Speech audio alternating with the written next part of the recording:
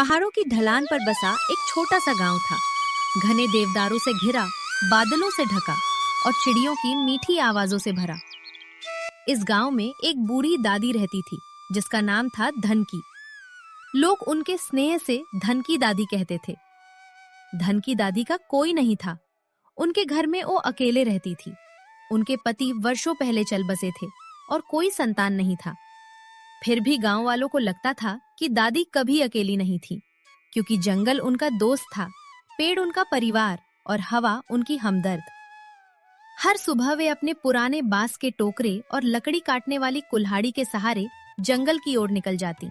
आगे गांव की कुछ औरतें पूछती, दादी अब तो उम्र हो गई, आराम कर लिया कीजिए। धन की दादी हंसकर कहती, अरे बेटियों, मेरी सांसें तो तब चलती हैं जब जंगल की मिट्टी की खुशबू नाक में भरती है। आराम तो वहीं मिलता है। धन की दादी जंगल में बहुत भीतर तक जाती थी, इतना कि गांव का कोई और व्यक्ति उस तरफ जाने की हिम्मत नहीं करता। वहाँ एक पुरानी विशाल चट्टान था जिसके ऊपर वे रोज बैठकर रोटियां खाती और पेड़ों से बातें करती। एक दिन गांव का 10 साल का लड़का मन्नू जिज्ञासा से दादी के पीछे पीछे चला गया। दादी ने उसे देख ली और बोली, क्यों रे, क्या तू भी जंगल से दोस्ती करने आया है? मन्नू शर्मा गया और बोला, दादी, सब कहते हैं कि आप जंगल के उस हिस्से में जाती है जहाँ भूत रहते हैं। मैं देखना चाहता था कि सच क्या है। दादी जोर से हंसी और बोली, अरे मूर्ख लड़के, भूत तो इंसानों के मन में होते हैं। जंगल में तो बस जीवन है और कुछ अद्भुत बातें। फिर दादी ने अपना टोकरी रखा और मन्नू को साथ चलने का इशारा किया और चलते चलते वे चट्टान के पास पहुँचे। चट्टान के पीछे एक ऊंचा चमकीला पेड़ खड़ा था जिसकी पत्तियां हवा में हिलने पर हल्की नीली चमक बिखेरती थीं। ऐसा पेड़ मन्नू ने कभी नहीं देखा था। फिर मन्नू ने पूछा, दादी, ये कैसा पेड़ है? फिर दादी ने बोला, अरे बच्चे, ये नीलकंठ वृक्ष है। ये पूरे पहाड़ में सिर्फ एक ही है। जब मैं तुम्हारी उम्र की थी ना बेटा, तब ये बहुत छोटा था, बस 1.5 हाथ जितना। अब देखो, आसमान को छू रहा है। इतना बोलते दादी की आंखें गर्व से चमक उठीं। फिर मन्नू ने धीरे से पूछा, क्या इसकी लकड़ी बहुत कीमती है दादी? फिर दादी ने कहा, हाँ बेटा, जंगल की सभी लकड़ियाँ बहुत कीमती हैं। और बेटा, जिसने भी इस लकड़ियों को काटने की कोशिश की उसे जंगल ने रोक लिया। फिर मन्नू ने बोला, दादी। जंगल कैसे रोक लिया? फिर दादी मुस्कुराईं और बोली, जंगल हर जीव की रक्षा करता है बेटा। अगर तुम उसके दोस्त हो तो वो तुम्हारी भी रक्षा करेगा। जैसे ये हवाएं देख रहे हो बेटा, ये सब इस जंगल के वजह से हम लोग ले रहे हैं। अगर इन्हें काट देंगे तो हम सब सांस नहीं ले पाएंगे बेटा। इसीलिए जंगल से दोस्ती करो, दुश्मनी नहीं। मन्नू दादी की बात को समझ गया था। फिर उस दिन के बाद मन्नू कई बार दादी के साथ जंगल जाने लगा और नीलकंठ वृक्ष को अपना दोस्त मानने लगा। लेकिन दुनिया में हर कोई जंगल से प्यार नहीं करता। एक दिन दूर शहर से 3 लालची व्यापारी गांव आ गए। उन्होंने दादी की बनाई लकड़ियों की गठरी देखी और बोले, अरे ओ बूढ़िया, अगर तू हमें उस चमकीली लकड़ी का पेड़ दिखा दे तो तुझे हम सोने के सिक्के देंगे और हम उसे काट कर बेचेंगे। दादी ने कड़क स्वर में कहा, जंगल की अमानत को बेचना मेरा काम नहीं। तुम लोग गांव छोड़ दो। व्यापारियों को यकीन था कि गांव वाले डरपोक हैं। उन्होंने सोचा, हम खुद ही जंगल में ढूंढ लेंगे। उन्होंने गांव के बच्चों से पूछा, किसी ने कुछ बताया नहीं। लेकिन एक दिन मन्नू से गलती हो गई। वो अपने दोस्त को नीलकंठ वृक्ष की बात बता रहा था और पीछे से व्यापारी सुन रहे थे। रात के अंधेरे में वे तीनों कुल्हाड़ियां लेकर जंगल में घुस गए।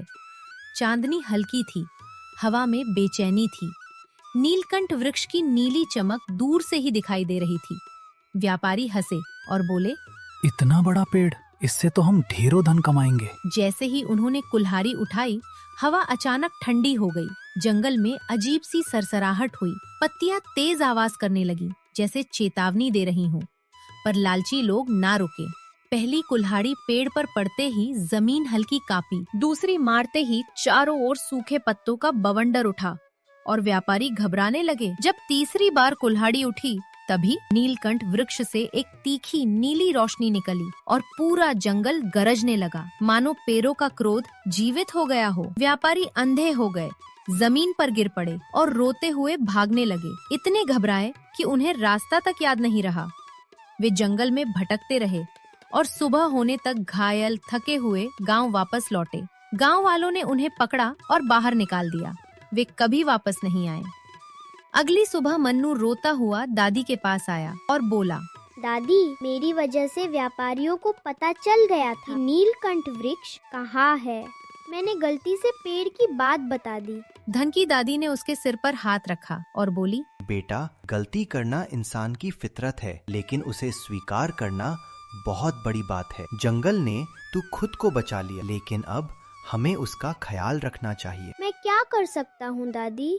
दादी मन्नू को प्यार से बोली। तू उसकी रक्षा कर सकता है, जैसे मैं वर्षों से करती आई हूँ। मन्नू उस पेड़ की देखभाल करने लगा।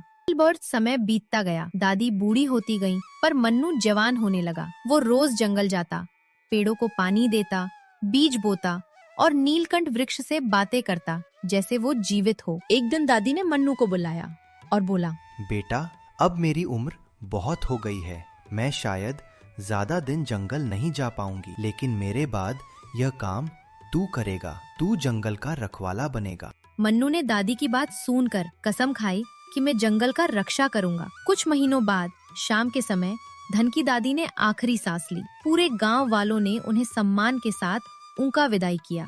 उनकी पुरानी लकड़ी की कुल्हाड़ी, उनकी बांस की टोकरी और जंगल सब मन्नू की जिम्मेदारी बन गई। फिर सालों बाद जब मन्नू बड़ा हुआ तो लोग उसे जंगल वाला कहने लगे। वो बच्चों को जंगल की कथा सुनाता, नीलकंठ वृक्ष की, धन की दादी की और प्रकृति की रक्षा कैसे करनी चाहिए सब उन्हें बताता। गांव में एक नई परंपरा शुरू हुई। हर बच्चे को 5 साल की उम्र में एक पौधा रोपने का संस्कार दिया जाता और जब वे बड़े होते अपने अपने पौधों की रक्षा करते। जंगल घना होता गया और समय बीतता गया और नीलकंठ वृक्ष अब पहले से भी ऊंचा हो चुका था। उसकी नीली चमक गांव की पहचान बन गई। धन की दादी ने एक बात कही थी, जंगल के बिना इंसान अधूरा है। जिसे तुम काट कर बेच सकते हो, उससे कहीं ज्यादा वो तुम्हें जीवन देता है।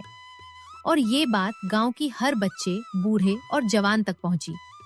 जंगल सुरक्षित रहेगा तभी लोग खुशहाल रहेंगे और लकड़ी वाली धन की दादी एक कहानी बनकर हमेशा के लिए जीवित हो गई।